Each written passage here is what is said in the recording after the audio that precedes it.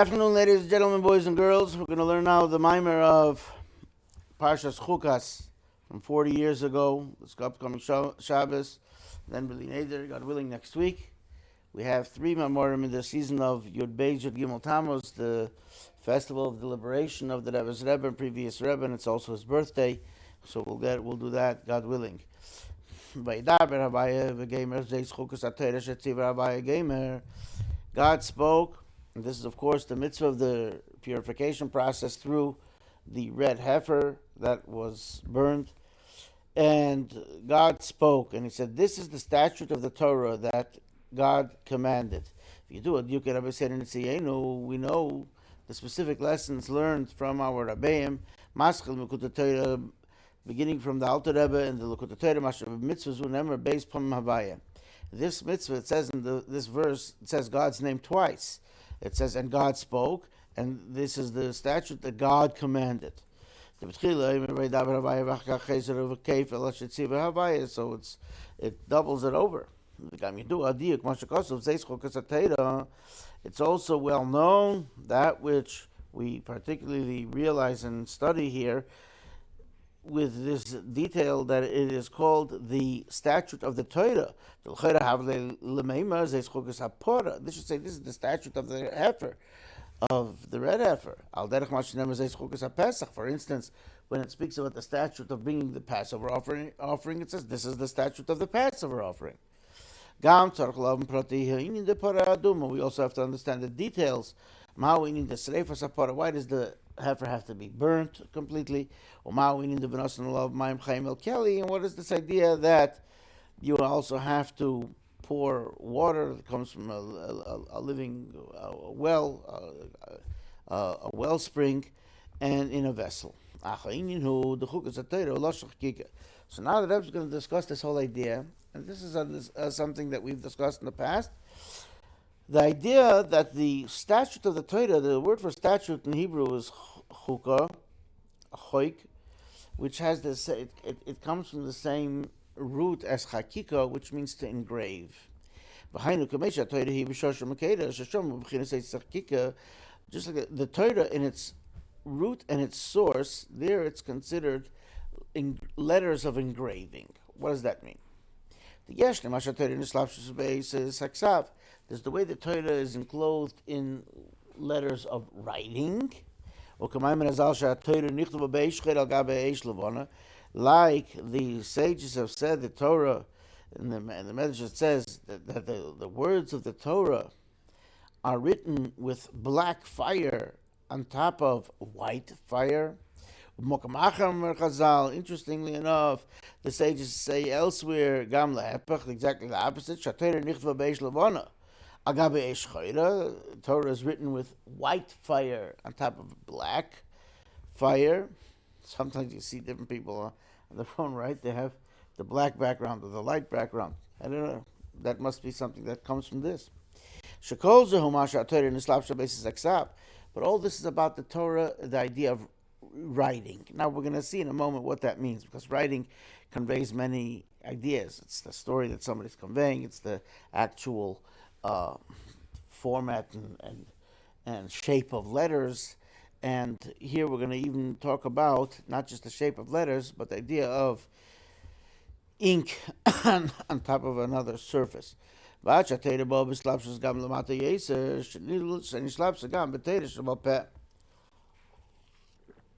Torah then comes even deeper out of the letters of writing, and it comes to even a lower level in the oral Torah. That's not already letters that are written.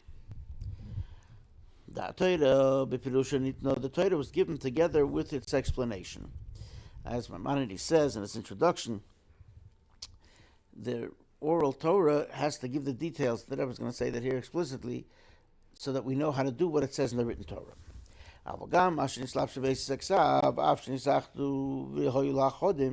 Now, this even what that which is letters that are written, they are fused and united, they become one thing. But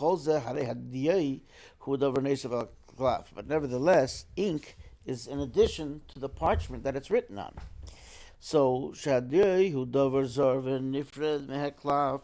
the ink is something which is separate. It's a different material than the parchment. Now the Rebbe here, parenthetically, in the square brackets, explains the particular word usage of the Alter Rebbe. Kein hu haloshen zor, quote, zor v'nifrad, unquote. Look at the Torah, that's indeed, the Alter Rebbe says, a stranger and separate. You could say that what he means by this, his intent is, and as Menachem says, you can take it to the bank if the Rebbe says that this is probably what it is.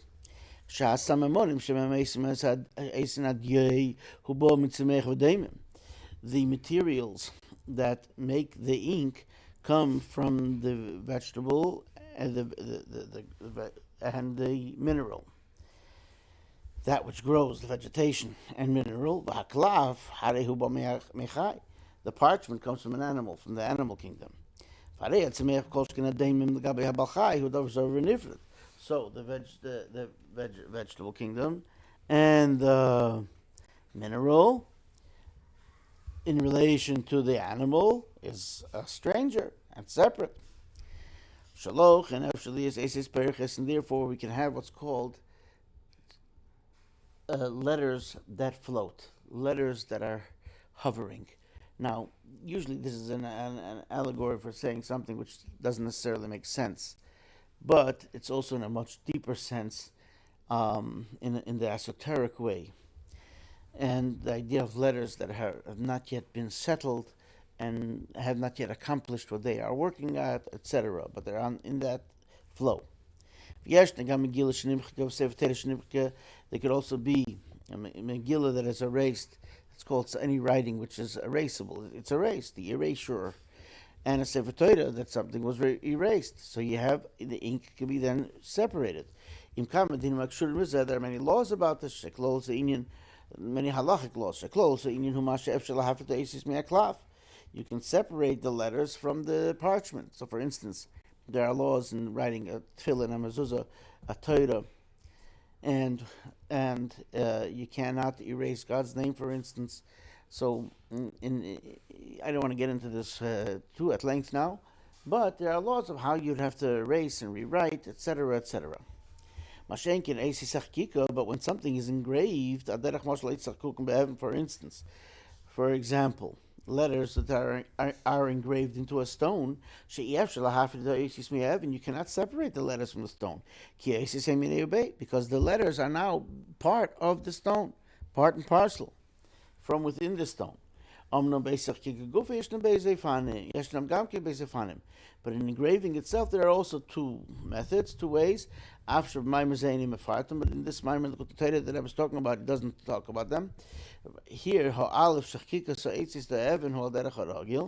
there is the engraving of the letters on the stone in the usual way, and then there's the quite miraculous way, where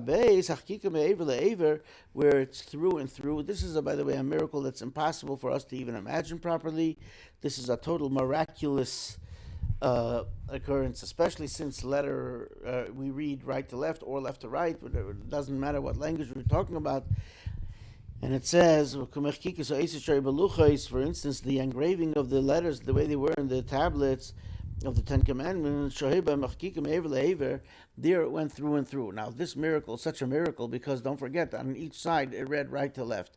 So it makes no sense. It's not something that we can understand. It's totally supernatural. This is not something that we can even understand how this miracle was in a technical way, because you were able to see it through and through from either side that you were looking at it, and it was correct on both sides. So that's not something that we could understand on any level.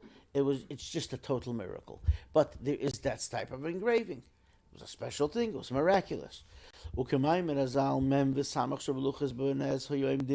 like the sages say in the Talmud, that the letter Mem, meaning the final Mem, that's a square, and the Samach, which is also more or less a square with a rounded out part on the lower right side, but it's in a circular shape that has no, it's just a complete letter like that.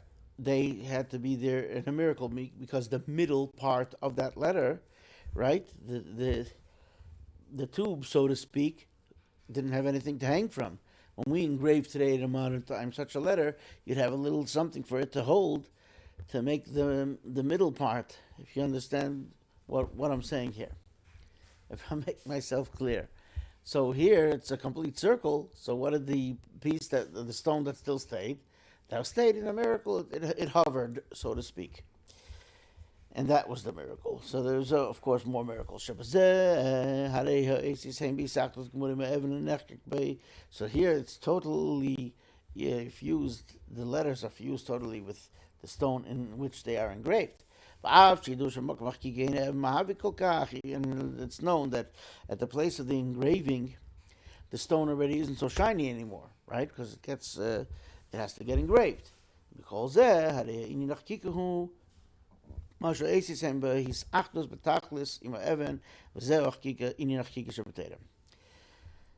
nevertheless, that all notwithstanding, engraving is that the letters are totally fused completely with the stone on which they are engraved. That's the whole idea of engraving in Torah, and that's the first that refers to the tablets. The tablets are like the way we get it, but the way the Torah is in its root and its source. From there it goes and flows into the written Torah, and then it goes even lower to the oral Torah, which of course didn't get recorded till later in an official way. The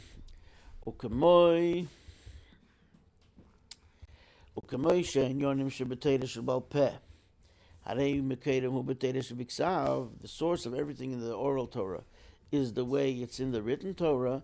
Like the sages say, there's nothing that's not at least alluded to and hinted at in the Torah.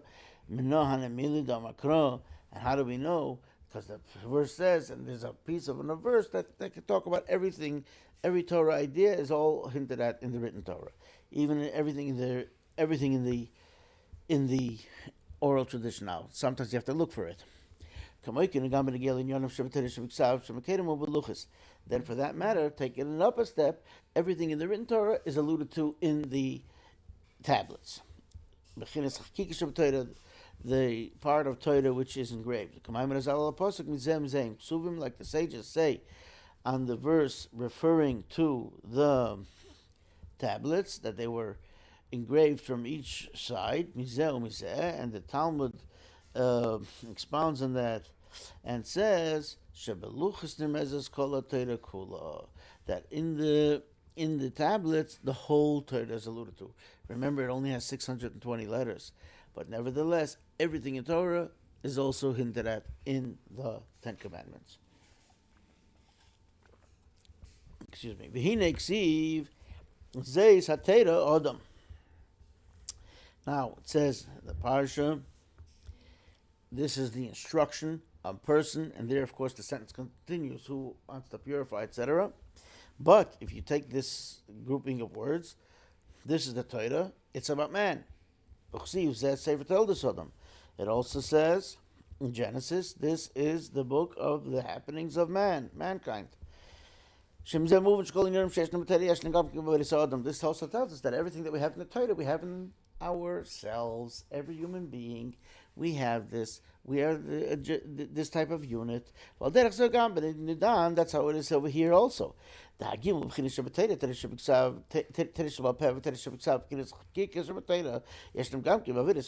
was going to point out where we have this in our own lives.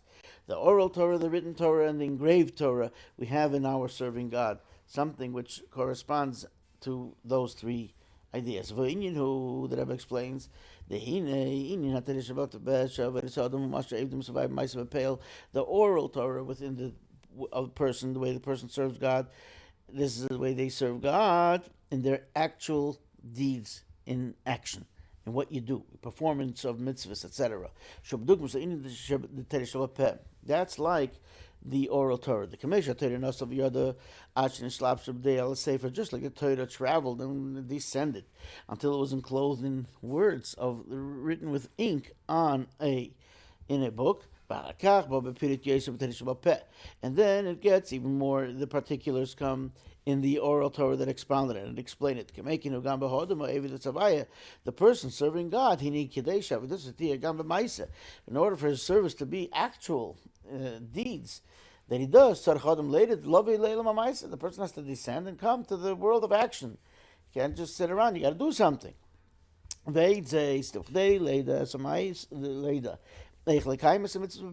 order to know how to actually fulfill the mitzvah, it's specifically through the oral Torah. And as it's explained in the holy epistle, the Tanya, in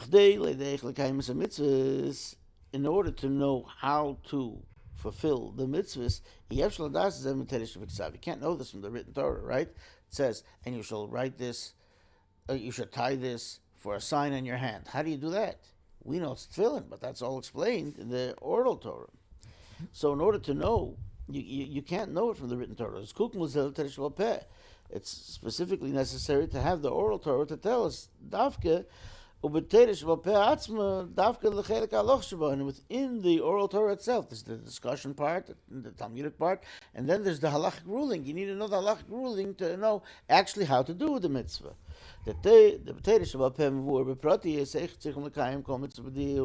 In the oral Torah, it's explained in detailed fashion how we have to fulfill each and every mitzvah specifically,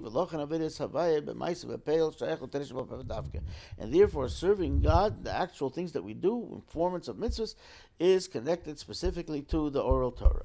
Then what's the written Torah in serving God? That is then our enthusiasm, how we serve God in our inwardly way of serving with love and fear, the enthusiasm.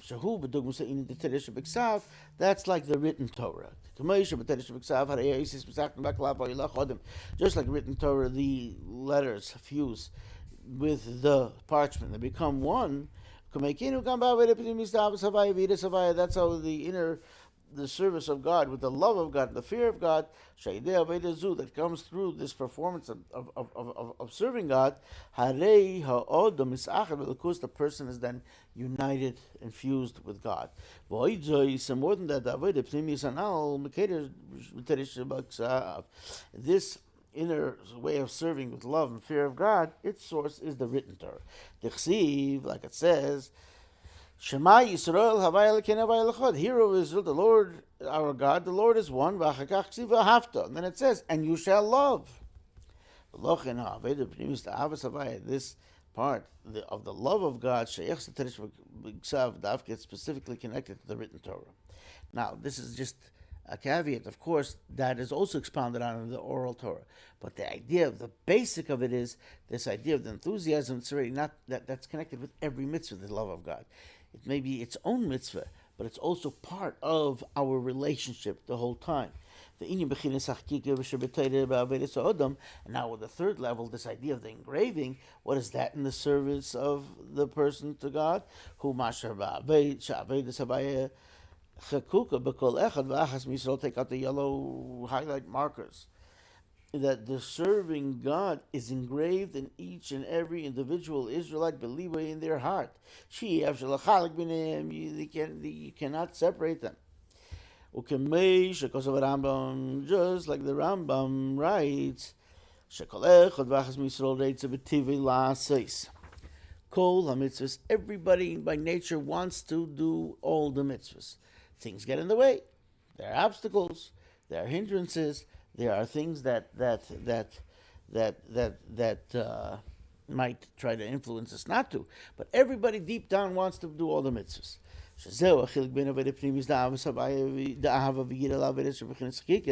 And that's the difference between this inner serving of God with the love and fear to the engraving. Why? So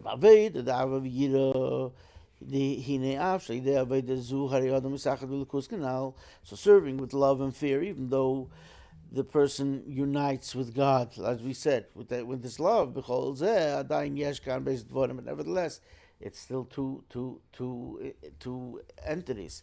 Ha'adam ha'evi. That's how the person who's serving God, the guf, and then the service, how they're going to do it. But it's not just one thing; it's a person, and then my enthusiasm, the love. But when it comes to the engraving, then it's a person who is a server, serving God. That's even on a higher level, even higher than, like it says, a person in the place where somebody's thought is, that's where the person finds themselves. This is more. They have become that. That which is said in the place where a person's thought is, that's where he finds himself. The thing is, okay, that it's as if I'm in that place. But when you say something's engraved, it's not like I find myself there. There's there, and then I'm there also. More than that, the whole point of something that gets engraved is the thing that is engraved. It's the stone. The stone is there. That's it. The stone, the unadulterated stone, in the soul of mankind, that's the strongest part, which is called Ason, the actual soul, which makes up the neshama, the whole, all the units of the soul. With all the explanations, like it's explained at length in the Mamorim of the one who was imprisoned and redeemed. This is, of course, a reference to the Rebbe, the previous Rebbe, whose redemption would be 2 days after the 10th of Tammuz. This year, everything is one day earlier. So this year will be on the 9th of Tammuz, but it's within proximity. Okay. But when we say you're also found in the place where your thought process is,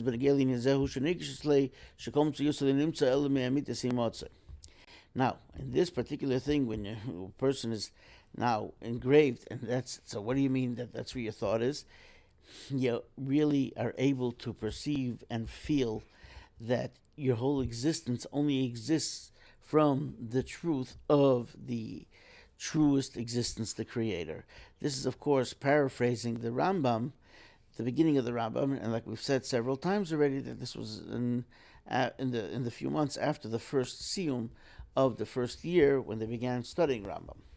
And here the Rebbe says that you've become one. You've gotten this to a much higher level, not just like you're doing it and you're loving and fearing God, but that has become your whole makeup of who you are. Commissions he explained regarding Torah. The Torah as it is in its root and its source, in the engraved letters. Then it comes down to the written Torah, and then it comes down to the oral Torah. It comes the same way in stages when you're serving God. There's this deep enthusiasm, this deep part, because you realize you're one with God. Ultimately we are a God-serving individual. So from this part within the soul, this comes into then everything that they serve in the most sincere way. It comes down to every deed that one does. But now that Rebbe says there's something even within ourselves that's even higher than this fusion of engraved within on your soul and becoming that person, and that is the essential what we are. But let's go back to the parable, like it was explained about letters that are engraved on a stone. The engraving are within the stone itself. But the stone then is the stone. It's higher than whatever gets engraved. It is the stone. It's the stone itself. In other words, the unadulterated stone. So in what's being described then, even though the serving God of Torah mitzvahs is what's engraved in his soul, but even the Bnei Bay in a way that it's really become part and parcel. But the soul, which is like the stone, in other words, even without being engraved, the essential stone, like what that was mentioned earlier, the strong part of the soul, the soul is such a part of God, it's even higher than Torah. And here's what the Rebbe is pointing this out. And higher than an engraved Torah and everything. This is the peace of God.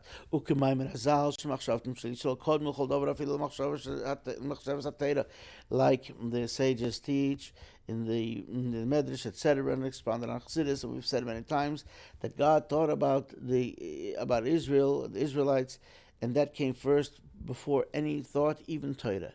That's part of God. Even higher than the Torah, the way it's in its root and source. The aces achkika, the engraved parchment, the way it's hewn in the stone. The root of the souls are in the essence of God, which is higher than Torah, even higher than the engraving in Torah. In order to have the tablets which are engraved, and even the highest level, even the first tablets that Moses broke, but that was on a higher level because that was what God himself engraved and took and gave those tablets. Later on, Moses had to get the material and God engraved it, but here we're talking about the first set. But we only got that after the Jew pledged their devotion by saying we'll do and then we will hear. Even after Moses sojourned on the mountain for 40 days. From this we understand that even this level of Hakika, which means we're part and parcel, one fused with everything that we do, is also the ascension, because we are an essential piece of God before anything. But generally speaking, the engraving, whether in Torah or in the soul of man,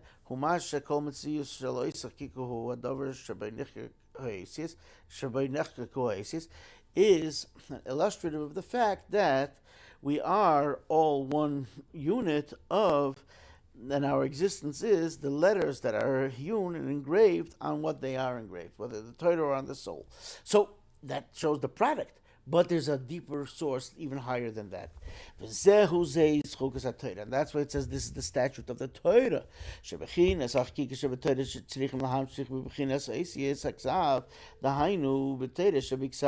That the engraving of the Torah has to come into the letters that are written, the next letter down, the written Torah. From the written Torah, this revelation has to go to the oral Torah.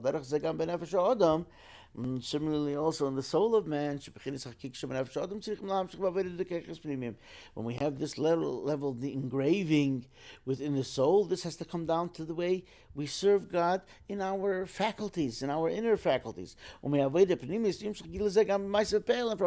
faculties, it comes into how we act and conduct our life day-to-day, actions that we do. And now here's the challenge. Folks, we have to bring this into the whole world. It's not just for us to be devoted, but we have to share this. In addition to the fact that it has to be revealed in the whole world, in a way that you have to be able to point to it and say, here, show with your finger, say, this is it. Everything in the world is really Torah. Like the Zohar tells us, God looked in the Torah and created the world. But Israelites was there even before that. This is what the Rebbe is saying. That's besides the point. But now let's get back to this process. So God looked in the Torah. The Torah is the blueprint. It has to be in a revealed sense in the world that this is the statute of Torah. The world is Torah. That's what it is. The world is illustrative Torah. Not that Torah is something else. The world is the Torah. And now that's what it is our task to reveal. And it's a tall order, and that's what we are challenged with, or that's what we are charged with. That's what we have to do. That's why it's here. In if you can see it, it's bold, these letters. That's the idea of Chukas. All the part of the whole existence of the world is godliness in an engraved fashion. And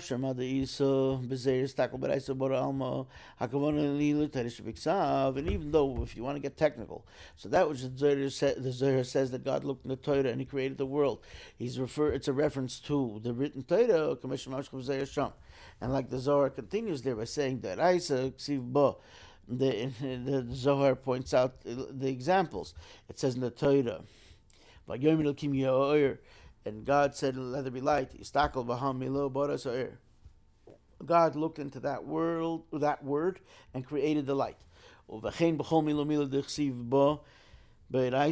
In every single word that it's written in the Torah, God looked in the Torah, and then He did that thing.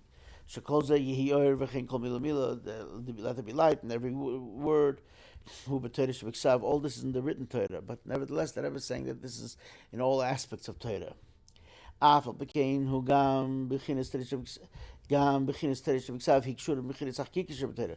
written Torah is also connected to the hewn engraved part of Torah that's higher than it, and of course with the giver of the Torah, with God Himself. Since God looked in the Torah and created the world,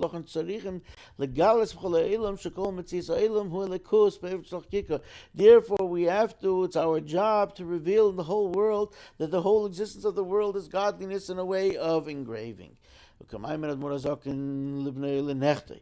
like the Alter Rebbe said to his son or his grandson, in the source it says that this is to either one of his sons or his grandchildren. He doesn't see the material with which, let's say, the house is made, the beam which is holding up, let's say, the porch. He just sees the Creator, which affects the creation within that which is created. He sees the godliness and he sees the Creator. That means the whole world is godly in a way that it's engraved. In other words, he said he sees God there, doesn't see the wood. The mere fact that his son or grandson saw the beam, wait a minute, the beam is not wrong. As a matter of fact, the Torah speaks about the beam. In other words, the world is a physical world. There has to be a physical world before you get to that level. So, and how do you know something's physical? According to the Torah. The Rebbe will bring the examples. For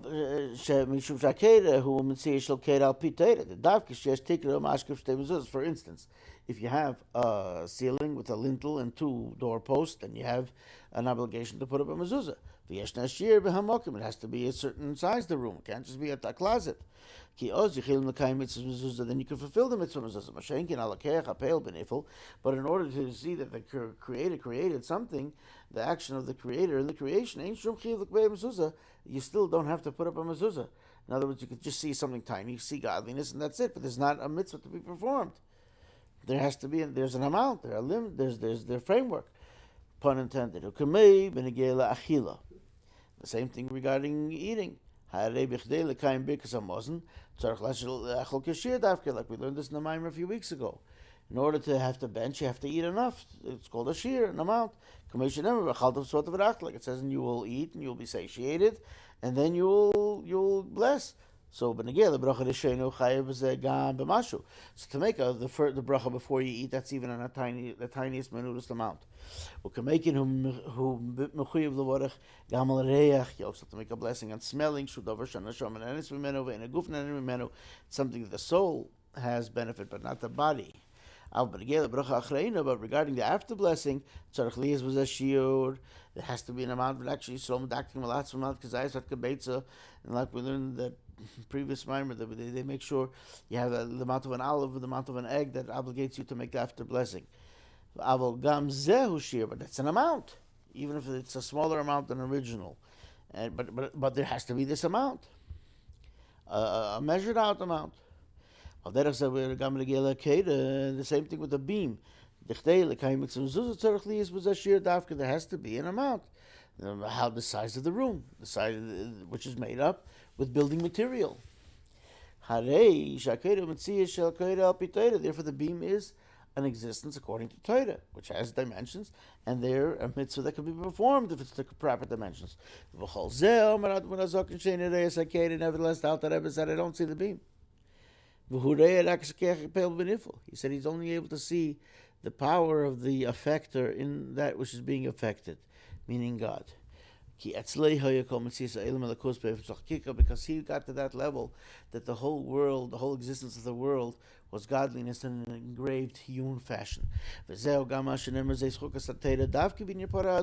why it says this is the statute of the Torah, and it's regarding this mitzvah. Sometimes it's discussed, like, why is this the mitzvah that illustrates that? There are other things that are just a statute that we don't necessarily understand why or what.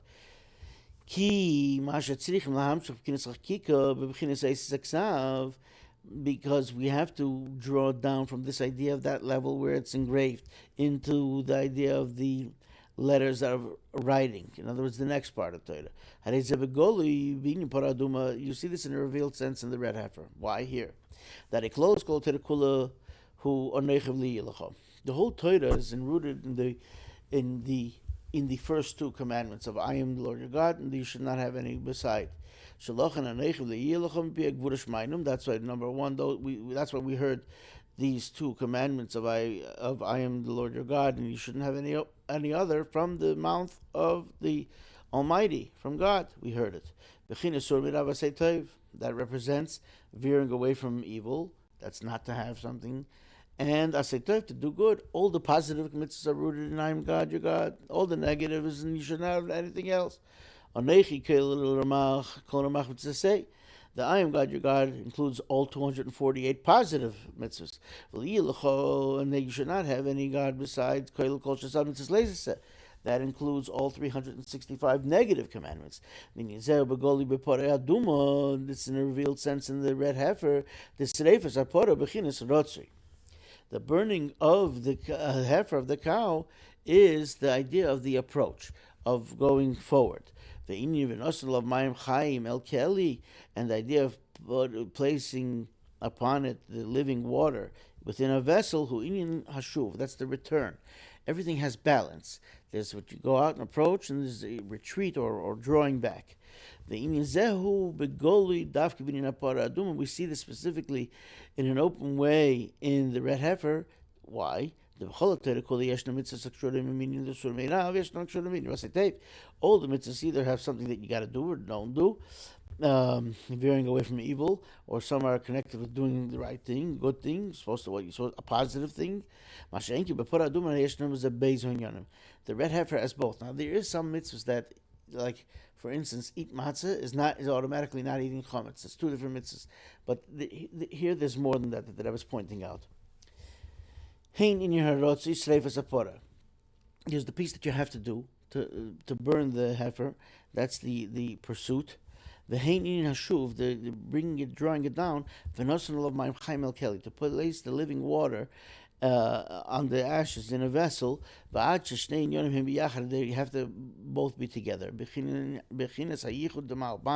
This is the union of the levels that are referred to as Ma, which is 45, and Ban is 52. This is male and female. These are Kabbalistic names. They're connected to the numerical value of the way you can add up the name of God, and it refers to male and female. And the Kabbalah expounds on it. Now is not the time for us to go into the exact details of this, but sufficient to say that this is a union that brings about offspring and creation. That's what's explained over there in the Maimer of the Alter Rebbe, in the notation of his grandson, the third Rebbe, the Tzemach Tzedek, Masha Omer Azal, that which the sages said. We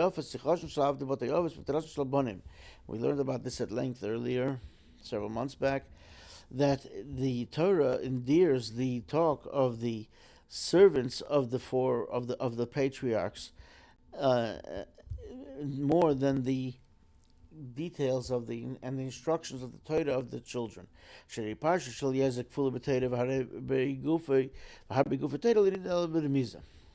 The story of Eliezer, when he went to get the wife for Yitzchak, right? He says he devises his plan. Whichever girl is going to give, when he asks for water, give him, or say, I'm going to give your camels also. And then then the Torah says how it happened, and then the Torah says how he repeated this story when he met them again. So there's 3 times right there. It says it over and over. It doesn't say like he planned. That's what happened. That's what it could have said. And nevertheless, in Torah, there's other things that are very important, and it's only just we learn from a letter, an extra letter in the Torah that tells us all details of a mitzvah. So this idea that there's there's something special about something which seems like it's periphery. Why? Because this is the idea of the fusion and the union of the name Ban, the male name to the female name, to the male name of Ma. And this is that which the portion of the red heifer is the whole Torah. Everything in Torah is this fusion of male, female, and a product. So, b'chol mitzvah derech prati, each mitzvah has its part in the Torah that's being fulfilled. Sheyichud zeh mitzvah zu b'china pratis. This fusion and union in this mitzvah is in a particular way. That's what we say in the morning before we say Baruch Shema. We say L'Shem Yichud Kush B'Richu Shchinte. That's also these ideas that have to be united and fused. Mashenkim Eporadum, but now by the red heifer, Harei Ayidei Ha'ofer Umayim Chaim, from the ashes and the living water, who clothes Chiba Ratzav Hashuv.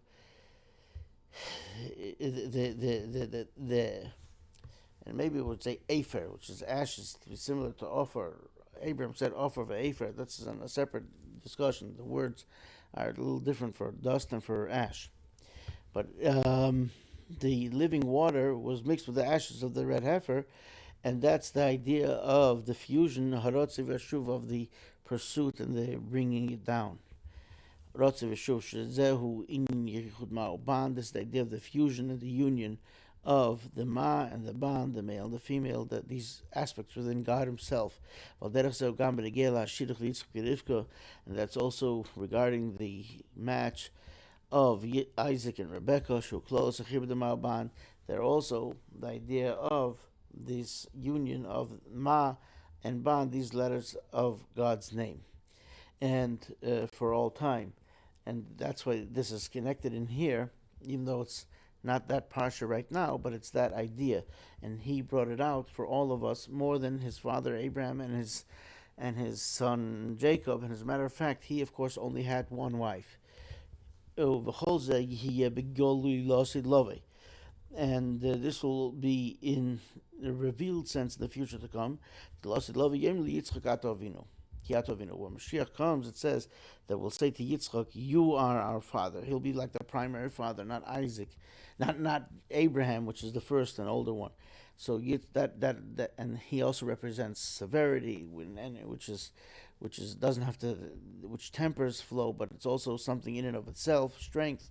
And then the laughter of our mouths will be then fulfilled, and our tongues will be full of joy. And the coming of a righteous Mashiach, of Mamish, speedily in our time. I just wanted to add that this is a little bit right before the time that the Rebbe was going through a painful epoch and his own leadership, and it was not yet revealed at this time. Only in the Farbrengen 2 days later, the Rebbe started to speak about that. But this may be an allusion to something which I won't get into here. I just want to do a little food for thought. Everyone should have a wonderful week and a wonderful Shabbos. L'chaim.